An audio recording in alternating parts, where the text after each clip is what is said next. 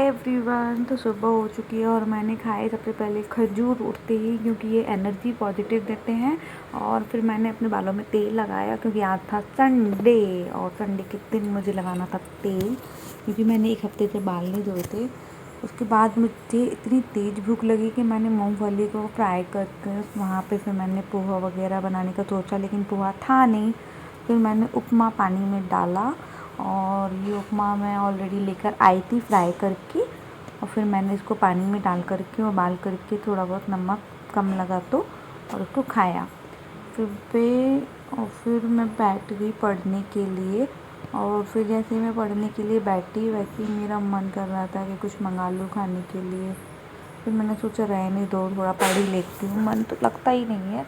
लेकिन एग्ज़ाम आने वाले हैं और कब एग्ज़ाम हो जाए कुछ पता ही नहीं है, क्योंकि एग्ज़ाम के 2 दिन पहले हमें बताया जाता है कि आपका एग्ज़ाम है, इसीलिए हमें पढ़ना पड़ता है। उसके बाद फिर मैंने खाना वाना खाया, और खाने में आज मैंने आलू का पराठा और गोभी आलू बनाए थे। और उसके बाद फिर थोड़ा बहुत पढ़ाई की, और फिर मैं नहाने के लिए सोची कि नहा धो लूँ, लेकिन फिर मैंने सोचा कि रहने दो अभी थोड़ा और लेट, क्योंकि अभी मुझे सर्दी जुकाम हो रखा है, तो इसलिए मैंने उसको स्किप किया और फिर मैं पढ़ने बैठी। एंड उसके बाद फिर मैंने गरम गरम चाय बनाने के लिए चाय बनाई।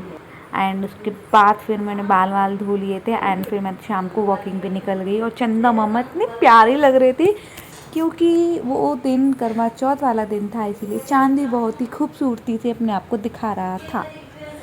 तो उसके बाद फिर मैं वॉकिंग करके आई, एंड देन फिर मैंने खाया खाना, जो कि मेरी आंटी ने दिया था, बहुत ही यम्मी पनीर की सब्ज़ी वगैरह। फिर मैं सो गई, बहुत ज़्यादा थक गई थी इसलिए। अब मिलते हैं अगले ब्लॉग में। Bye bye, take care, good night.